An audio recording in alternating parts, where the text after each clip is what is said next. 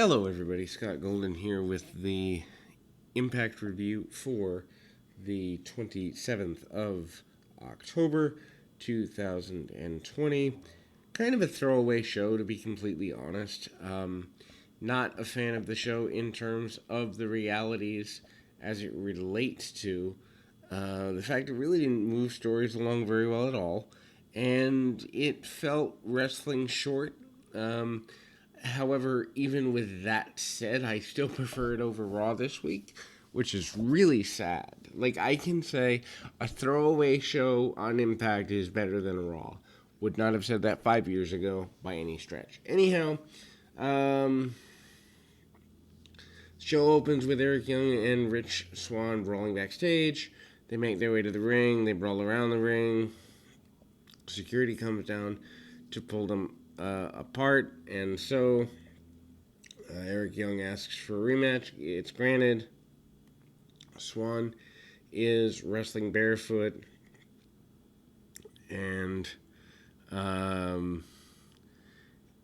much of a match here. Young controls early, works over Swann. Swann recovers, hits a lethal injection, and a Phoenix Splash, gets a win. Maybe they go 3.5 to 4 minutes, something like that.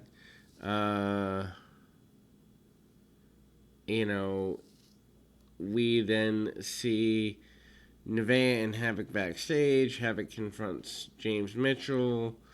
Since he's been brought back to life. I don't like the brought back to life storyline. That's just me. They walk away and head to D'Amore's office. And then they're, I guess, waiting for the all the women are waiting to hear about the rejuvenation of the women's tag team division. D'Amore's not there. Caleb with a K, however, let them know the company announced the tournament will begin in 3 weeks. Kiera Hogan, Tasha Steelz make fun of Alicia Edwards for not having a partner. Jordana Grace steps in to be her partner. Yada, yada, yada. Tommy Dreamer and Brian Myers hardcore Halloween match. Basically a hardcore match with Halloween themes. Dreamer still wearing Road Warrior animal face paint and spikes. And then Myers' lack of respect for Dreamer continues. Match is used to fill time on a TV show. Nothing more, nothing less. They again brawl around the ringside area, which we've just seen brawling with Swann and Young, so why do we need to see it here? Myers gains control. They hit each other with garbage cans, walkers, crutches, kendo sticks, chairs. I don't know why they call this Halloween except that it's done in October. Dreamer uses a bag of candy corn and thumbtacks. Now, that'd be a Halloween treat.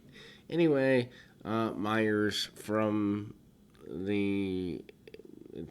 dropping Myers from the top rope. Swoggle sneaks out of the garbage can, hits a low blow on Myers, and Dreamer hits DVD through the table for the win. Hopefully the feud's done now. Gia Miller interviews Rhino and Heath about Rhino winning a title shot. He said he and Heath would be chasing the tag team titles.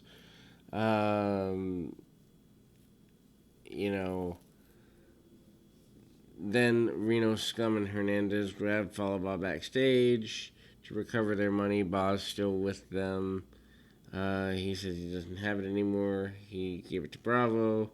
After they left, Bahh reveals he's lying, so I guess that means he's kind of a heel.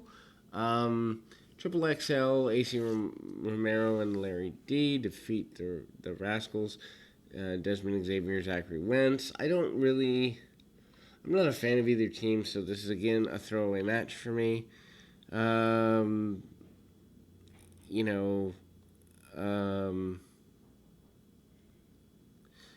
we kind of move to the match being dominated by Triple XL, working over Wentz, and we see some power moves. Hot tag, and Romero gets run over, and then D cuts him off. Xavier finishes The Rascals tried a superplex D. Romero cuts him off. Xavier is down in the finish. Is a top rope splash. Both teams have been going back and forth for a good while. No one cares either way about this. D'Amore meets with Purrazzo, Kimberly, and there's an argument that Purrazzo should get the knockout championship returned to her and stripped from Su Yung. D'Amore says he's headed to the ring to address this. Miller interviews Alex Shelley and Chris Sabin and asks about Shelley's health, and he said he's hurting and would be out for a couple of months. Sabin added once they're healthy, they're going to come back at the titles. Triple XL interrupted them and said they deserve to be the number one contenders since they've been running over the competition. And then we see Shelley get squashed further in this, so you wonder how hurt he really was at the pay-per-view. Deonna Purrazzo and Scott D'Amore segment. D'Amore is in the ring. He's addressing the Knockouts Championship situation.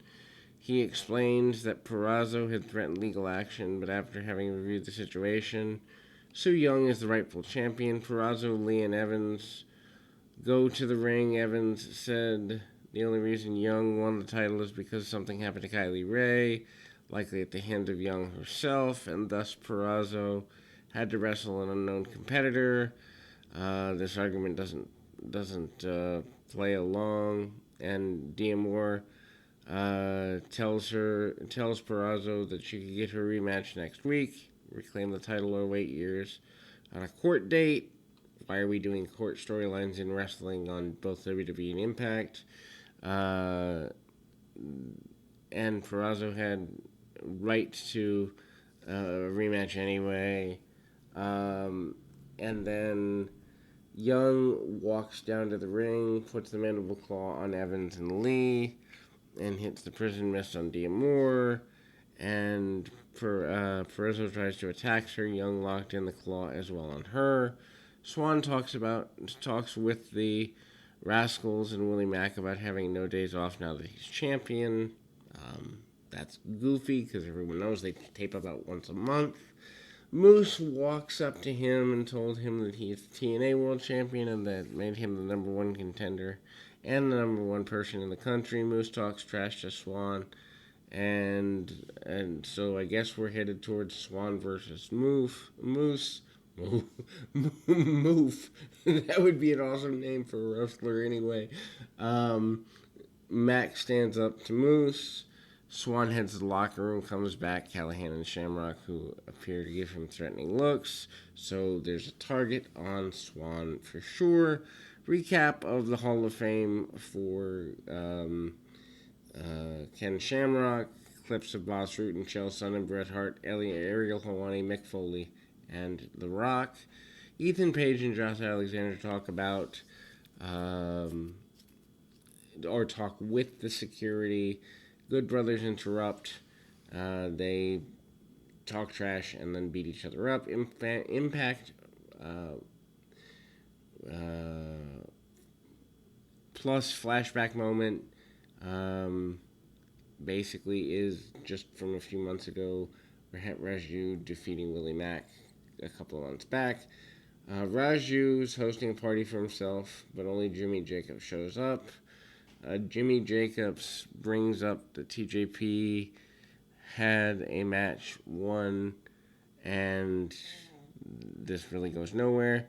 Bravo confronts Falaba about sending him Hernandez, and tells him and says that Bonnie needs to tell the truth to Hernandez.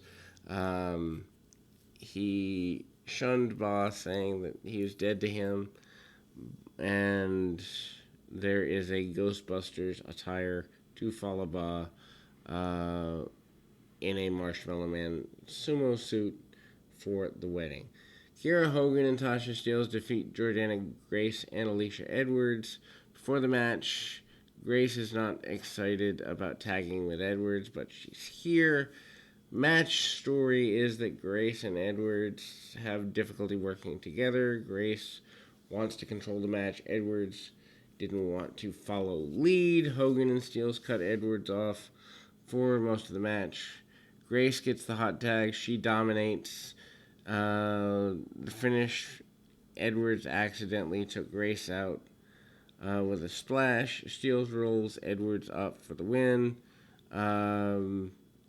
And then Mac is headed to his car. Moose jumps him. Taya Valkyrie meets up with Rosemary before the wedding. She tries to warn Rosemary that Bravo is crazy in the past few weeks. Rosemary said she's better plans for Bravo than leaving him at the altar. Matthews and Rain run down next week's card. Chris Bay, Trey Miguel, Peraza, and Sue Young for the Knockouts title. Doc Gallows versus Ethan Page, and Rich Swann and Eddie Edwards versus Eric Young and Sami Callihan. Kind of a weak card coming out of the pay-per-view. They had momentum and they've kind of lost it here. Everyone's wearing costumes. Father James Mitchell is there to officiate the wedding. Wedding is quick. Mitchell asks if anyone disagreed with the wedding. No one stands up. Bravo does his vows, does some rhyming, threatened anyone who would ruin the day. Rosemary said once she's got a scent of Bravo's blood, she knew they were meant to be, and no one would from either realm would stop them from getting what she wanted. They say I do. Then there's a gunshot. Yes, a gunshot on a wrestling show. The lights go out before the gunshot. Basically, they're doing a Who Shot Bravo storyline. This is really, really weak, but at least they're trying something different. I assume either Taya Valkyrie or Falaba shoots Bravo when they're going in either one of those directions, but that is your Impact review for this week. Till next week, keep your feet on the ground, your mind in the moment.